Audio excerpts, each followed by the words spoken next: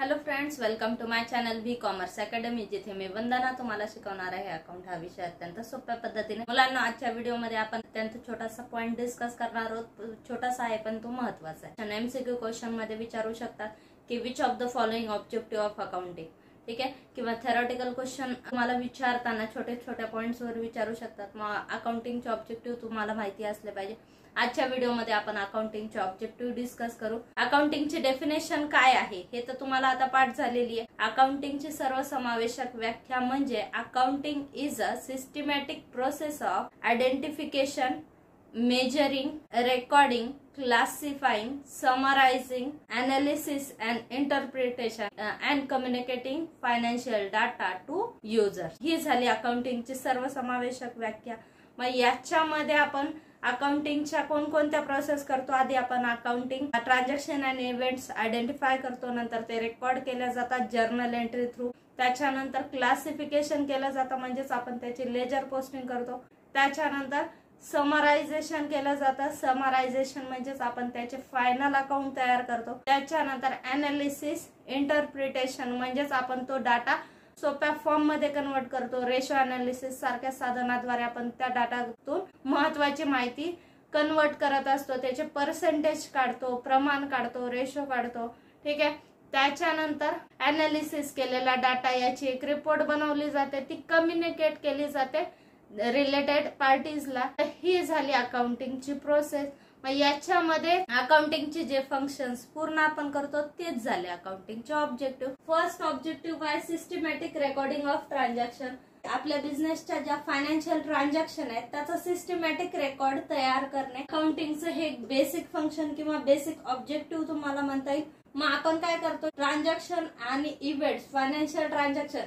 आपण अकाउंट मध्ये कोणत्या ट्रान्झॅक्शन रेकॉर्ड करतो? अकाउंट मध्ये आपण फक्त मॉनिटरी ट्रान्झॅक्शन रेकॉर्ड करत असतो, ज्या पैशामध्ये एक्सप्रेस केलेल्या आहे.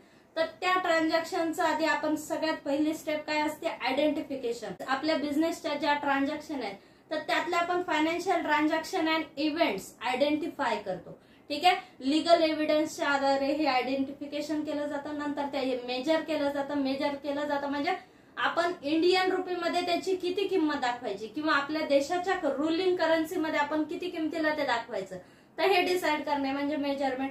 मग दुसऱ्या स्टेप मध्ये आपण काय करतो? त्या ट्रान्झॅक्शन मेजर करतो.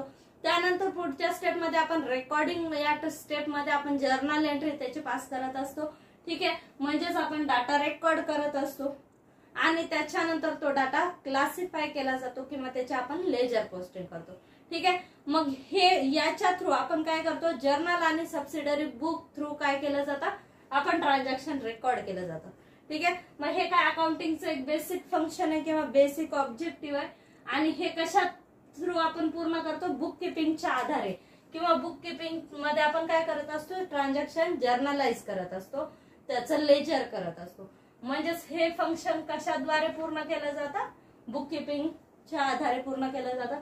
त्यानंतर सेकंड पॉइंट काय? Second objective, ascertainment of result of the about recorded transaction. वरती ज्या ट्रान्झॅक्शन रेकॉर्ड केल्या तर त्या ट्रान्झॅक्शन मधून आपल्याला व्यवसायाला प्रॉफिट होतोय, लॉस होतोय, त्याचा काय रिझल्ट येतोय, तर हे रिझल्ट आपण फाइंड आउट करतो. मग हे रिझल्ट आपण कोणत्या अकाउंट थ्रू फाइंड आउट करतो? बिझनेसचा रिझल्ट फाइंड आउट करण्यासाठी आपण काय करत असतो? प्रॉफिट अँड लॉस अकाउंट बनवत असतो. प्रॉफिट अँड लॉस अकाउंट काय करतं? आपल्या ज्या बिझनेस ऍक्टिव्हिटी आहेत किंवा ऑपरेटिंग ऍक्टिव्हिटी आहेत तर त्याचे रिझल्ट कोण शो करत असतात? नॉमिनल अकाउंट शो करत असतात. मग ते कोणते nominal account? Profit and loss account, income and expenditure account. हे अकाउंट आपण तयार करत असतो आणि याच्या थ्रू आपल्याला आपल्या व्यवसायाचा प्रॉफिट अँड लॉस कळू शकतो. प्रॉफिट अँड लॉस अकाउंट हे ट्रेडिंग कन्सर्न द्वारे बनवलं जातं आणि नॉन ट्रेडिंग कन्सर्न किंवा not for profit organisation income and expenditure account बनवत असतात. हे जे अकाउंट आहेत हे नॉमिनल अकाउंट काय करतात? पर्टिक्युलर पिरियडचा आपल्याला प्रॉफिट फाइंड आउट करून देतात. त्याच्यानंतर थर्ड ऑब्जेक्टिव्ह काय? Ascertainment of financial position. आपल्या व्यवसायाची एक्झॅक्टली फायनान्शियल पोझिशन काय आहे फाइंड आउट करणे हे अकाउंटिंगचं ऑब्जेक्टिव्ह आहे. हे ऑब्जेक्टिव्ह कशाद्वारे पूर्ण केलं जातं? आपण बिझनेसमध्ये बॅलन्स शीट बनवतो. आजच्या डेटला किंवा ज्या डेटला आपण पर्टिक्युलर डेटला आपण बॅलन्स शीट बनवली आहे तर त्या डेटला आपल्या असेट किती, आपल्या लायबिलिटी किती, आपलं कॅपिटल किती, तर यांची एक्झॅक्ट पोझिशन बॅलन्स शीट दाखवत असते आणि बॅलन्स शीटच्या आधारे अकाउंटिंगचं हे ऑब्जेक्टिव्ह पूर्ण केलं जातं, फायनान्शियल पोझिशन फाइंड आउट. त्यानंतर पुढचं काय, providing information to the user. Providing information to the users अकाउंटिंगचं एक मेन ऑब्जेक्टिव्ह आहे. बिझनेसचा फायनान्शियल डाटा बिझनेसच्या युजर्सला प्रोव्हाइड करणे. कशासाठी, संबंधित निर्णय घेण्यासाठी, म्हणजेच रॅशनल डिसिजन मेकिंग साठी डाटा प्रोव्हाइड करणे हे अकाउंटिंगचं मेन ऑब्जेक्टिव्ह आहे. मग हे ऑब्जेक्टिव्ह कसं पूर्ण केलं जातं, व्यवसायाचे फायनान्शियल स्टेटमेंट बनवले जातात, त्याचं अनालिसिस इंटरप्रिटेशन केलं जातं आणि त्याची एक रिपोर्ट बनवली जाते. मग ही रिपोर्ट आणि फायनान्शियल स्टेटमेंट्स हे जे इंटरनल आणि एक्सटर्नल युजर्स आहेत तर त्यांना कम्युनिकेट केले जातात अकाउंटिंग थ्रू. ठीक आहे, म्हणजेच accounting is a language of business आणि या language through financial data communicate केला जातो इंटरनल आणि एक्सटर्नल युजर्स. पुढचं ऑब्जेक्टिव्ह काय, टू नो द सॉल्व्हन्सी पोझिशन. आपल्या व्यवसायाची सॉल्व्हन्सी पोझिशन काय आहे. सॉल्व्हन्सी म्हणजे काय, कर्ज फेडण्याची पात्रता. एखाद्या व्यवसायाच्या असेट्स जास्त आहेत, लायबिलिटी कमी आहेत, म्हणजेच असेट मधून लायबिलिटी त्याला पेड करता येतात, याला म्हणतात सॉल्व्हन्सी. आणि इनसॉल्व्हन्सी म्हणजे काय, जे एखाद्या व्यवसायाच्या लायबिलिटी जास्त आहेत, असेट कमी आहेत. ठीक आहे, जरी सगळ्या लायबिलिटी असेट विकल्या तरी लायबिलिटी पेड होणार नाहीत, मग या पोझिशनला इनसॉल्व्हन्सी म्हणतात. आपल्या व्यवसायाची सॉल्व्हन्सी किती आहे, लॉंग टर्म सॉल्व्हन्सी किती आहे, शॉर्ट टर्म सॉल्व्हन्सी किती आहे. शॉर्ट टर्म सॉल्व्हन्सी म्हणजे आपल्या व्यवसायाची तरलता किती आहे, लिक्विडिटी किती आहे.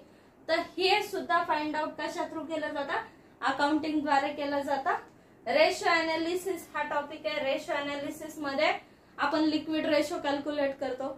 लिक्विड रेशो ही त्या व्यवसायाची लिक्विडिटी दाखवतात. सॉल्व्हन्सी रेशो जे असतात तर ते व्यवसायाची सॉल्व्हन्सी दाखवतात. ठीक आहे, म्हणजे असेटच्या प्रमाणात आपल्या लायबिलिटी किती आहेत, आपले फंड किती आहेत, तर याचे जे रेशो असतात त्याला सॉल्व्हन्सी रेशो म्हणतात. मग हे रेशो लॉंग टर्म सॉल्व्हन्सी शो करतात. ठीक आहे, मग अकाउंटिंग काय करतं, रेशो अनालिसिस सारख्या साधनाच्या आधारे बिझनेसची लिक्विडिटी किती आहे किंवा लॉंग टर्म सॉल्व्हन्सी किती आहे हे फाइंड आउट करणे हे अकाउंटिंगचं एक महत्वाचं ऑब्जेक्टिव्ह. तर हे झाले सगळे अकाउंटिंगचे ऑब्जेक्टिव्ह. तर हा व्हिडिओ तुम्हाला कसा वाटला हे कमेंट बॉक्स मध्ये नक्की, आणि व्हिडिओला लाईक करा, शेअर करा आणि सबस्क्राईब करा. थँक्यू.